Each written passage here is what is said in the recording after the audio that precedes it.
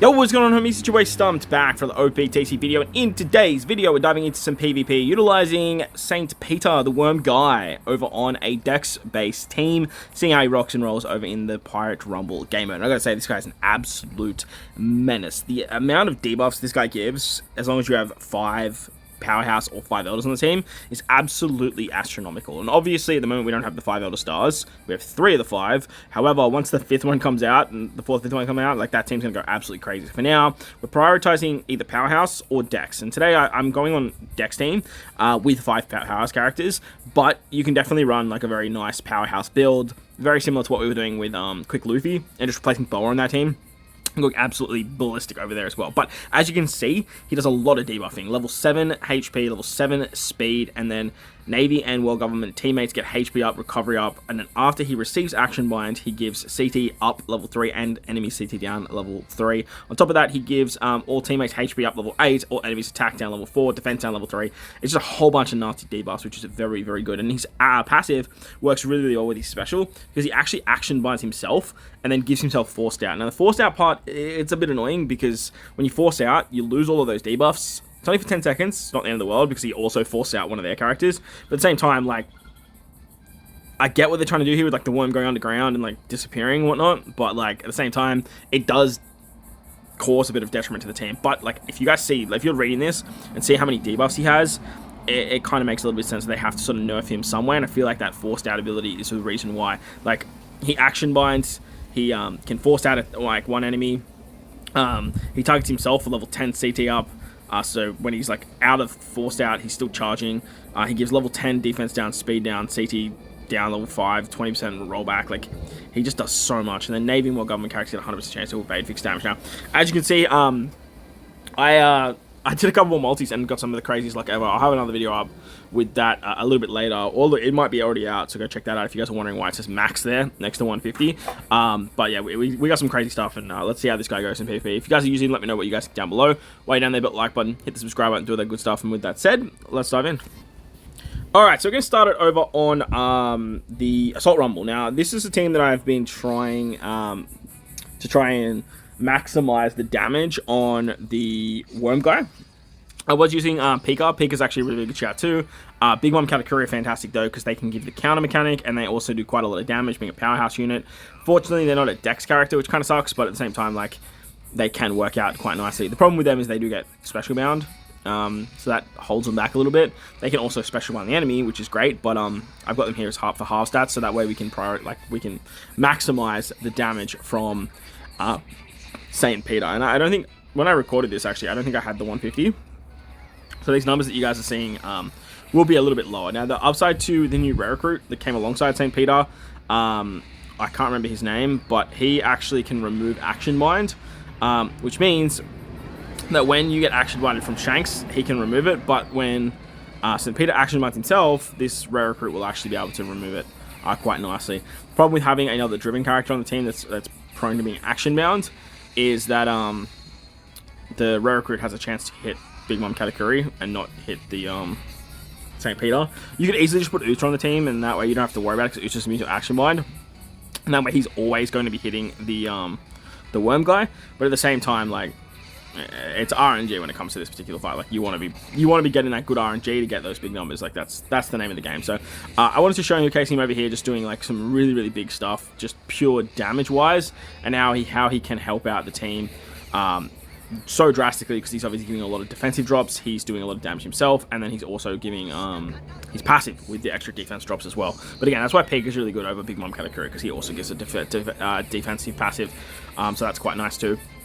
But with the counter of Big Mom Katakuri, you can basically just bink off like a free like 30k every single time that the enemy attacks, which is actually pretty good too, seeing as like what the Kaido special they did about 50k.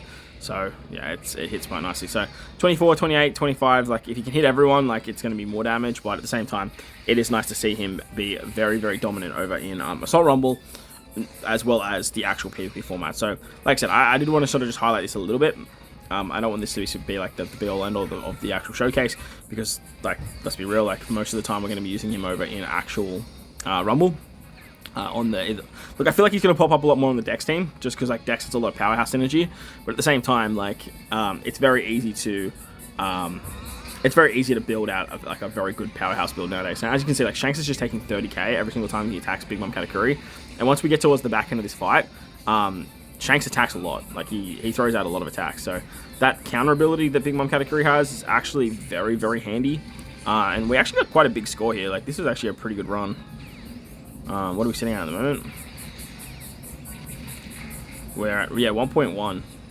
And then like if Big Mom Katakuri just like get the haste here, and they do get the haste, perfect.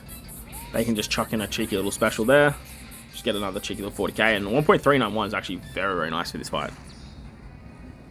So yeah, that was the Assault Rumble. In a nutshell, obviously DEX Powerhouse is just going to be like the best team to run for that. So that's always quite nice to see. That we could, like, now that we got 150, that could be a lot higher. So let's dive into some of the challenge fights. Though I'm going to take on the big 3 challenge fights. I feel like the Alpha In fight, the Vega Force Striker fight, and then the new Gym-based Cerebral fight. They're probably the big 3 when it comes to the hardest fights in the game. In talking the challenge mode, obviously. And I do understand people like to see like more meta-based fights, but like when Block's on and these characters come out, it's just not worth me spending gems on Block unless I need to spend gems to get to Championship.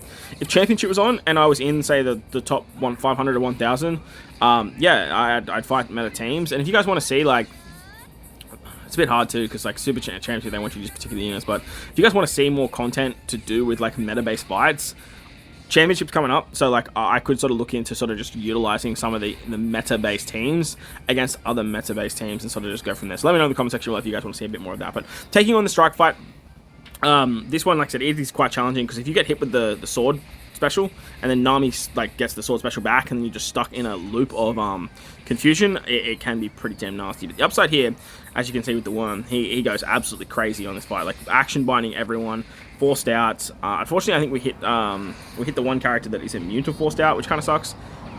So that's a bit of a problem. But him allowing you to get a lot more CD cooldown as well as rolling back the enemy and slowing them down a lot just allows you to get a really nice roll on with stuff like Kaido, with stuff like Ace, and then Utsa's also giving some really good cooldowns as well. And then by the time the Worm comes back in from that forced out, who like I said, he can also force out an enemy as well, which like really slows them down or hurts their team. But when he comes back and he gives all those debuffs, as you guys saw there, he just goes absolutely ballistic. And we got quite a chunky defensive stat now. So tanking that Vega Force special is real impressive.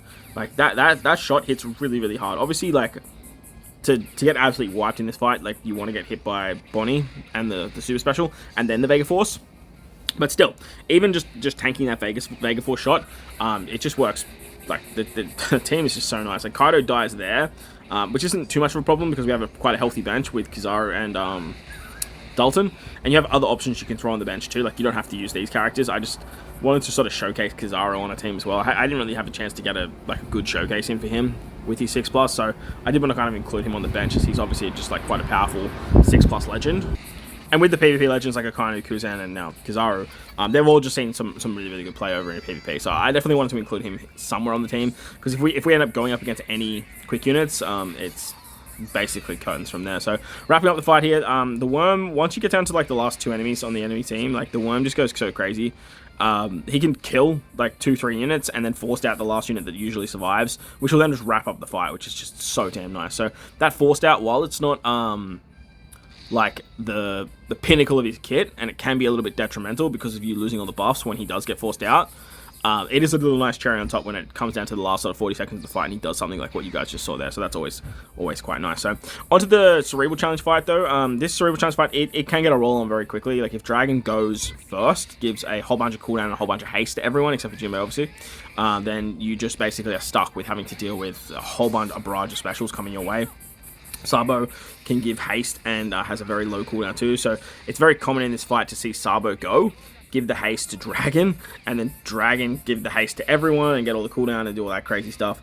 Normally Ginny is in there somewhere, like Ginny, we'll see how Ginny and Dragon are there, so like Ginny can get hit by the haste, which does save you just a little bit. But say for example, if Dragon got hit there, like we would have been in for a bit of a strife, because like like Pell got absolutely blasted by Sabo, so that's a little bit problematic. But other characters on the team here, we have Halloween, Utsa, and Pell are giving very nice cooldown buffs to Powerhouse and like Dex class typing respectively. We have 8 Dex characters for Kizaru, so we also have the 6 for Uta, so we're getting some really high cooldowns there. It works amazingly for Ace, who's got Garp on the bench to help him out. Needed to be a Dex character, so that's why it's the PvP Garp. And then with that, we have Kaido, who can give more cooldown reduction with his special, and then obviously the Worm gives cooldown reduction when he's action bound and all that fun stuff as well. So once he goes, like look at 10 speed, like 10 defense, nullify, fixed damage, like it just does so much. We tried to force out Robin Koala there, but unfortunately, like every Koala unit seems to be immune to force out, which is like super strange. Or maybe it's every Robin unit. I don't really know, but either way, they block the forced out. We get our forced out, and then we get the super special of Uta. The Uta super special, this is obviously a level 150 Uta, so like it's very, very strong. It gives haste, it gives a really good shield, it gives really good cooldowns. It allows Kaido and Pell to now go once again, which is a massive, massive up, seeing as the Worm just came in and just devoured all of the defense. So now Kaido's hitting really hard. We're going to take a death shot here. I think Kaido eats both these. Yeah, poor Kaido. He lost his shield from the fixed damage, and then he takes that shot as well. A little upside to the forced out though is you can avoid stuff like that with the Worm. So like he was obviously just completely immune to that Yamato shot. You have the shield, which is a great way of like dodging those death shots as well. But yeah, just being out of play definitely helps him quite a lot too. As you see when he comes back in, all those debuffs kick in. It's just massive, massive debuffs, dropping Shanks by 3 cooldown reduction. And as you can see, the Worm's just being pretty much ready to go once again, which is just absolutely wild. But Ace hits like a truck too, so he can round out fights by lowering more defense. And just, yeah, like I said, just allowing characters to go absolutely brazy here. If you want to as well, if you're going up against quick teams, you can obviously throw on Lucci, like you guys saw at the start of the video against the Assault Rumble. He just absolutely devours quick characters, and he also has a chance of, or not chance, he also lowers defense even further, so you can do some pretty fun stuff there. But let me know in the comment section below too if you guys want to see more content with the Worm. Like I said, I do have a powerhouse team that my boy Itachi loves running. So we could definitely do a showcase on that, but go check out his channel. He's probably got like a little clip up where he's taking on Free Spirit or some big ass team somewhere. So if you guys want to go check that out, make sure to go check out his channel. I've linked him in multiple videos, and I'll put him up in like the homie section of the channel too, so that way you can sort of easily find him from my channel too. So final fight, we're going up against the Int fight. This one, I feel like this is probably the hardest fight. This one seems to have biggest hitters. Obviously, the death shot of Roger Bond. You've got the death shot of Yamato. Sabo goes crazy. But with this, like the cooldown reduction you get, it actually helps you out so much because it stops Sabo from going so quickly. And then having the rollback from the Worm just, again, stops Sabo from going so damn quickly. We forced out Roger Guan too, which is absolutely massive because Roger Guan's death shot can be a huge problem. And that way we just don't have to deal with it until later on in the fight.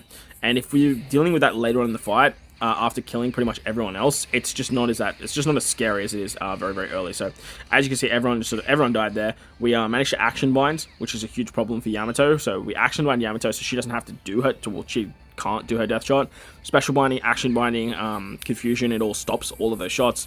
So basically, we don't have to worry about that. And as you can see, like, we still have 4 seconds left on the forced out. Ace is going crazy, and we're down to like the last 3 characters. So like I said, once Dex gets a roll on, after the Worm does his thing, like, it's very, very hard to stop the amount of power output that Dex has and the amount of tankiness that they have as well. So Dex is like a prominent force now with the Worm on the team. So they could be easily pushing top 3. Honestly, pushing top 2 in my opinion. I think obviously you can't really compare them to strength that much because strength obviously would just go in and absolutely devour them, being strength. But at the same time, like, if you were taking this other type advantage out of it and you weren't putting them up against each other, it would be very interesting to see what team has higher success rate against some of the bigger teams as well. But like I said, if you guys want to see that in Championship, let me know in the comment section below while you're down there. But like button, hit the subscribe button, do all that good stuff. Most importantly, wherever you guys are in this beautiful world, please remember to enjoy the rest of your day. As always, homies, thank you all for watching, and I will catch you all in the next one. Let's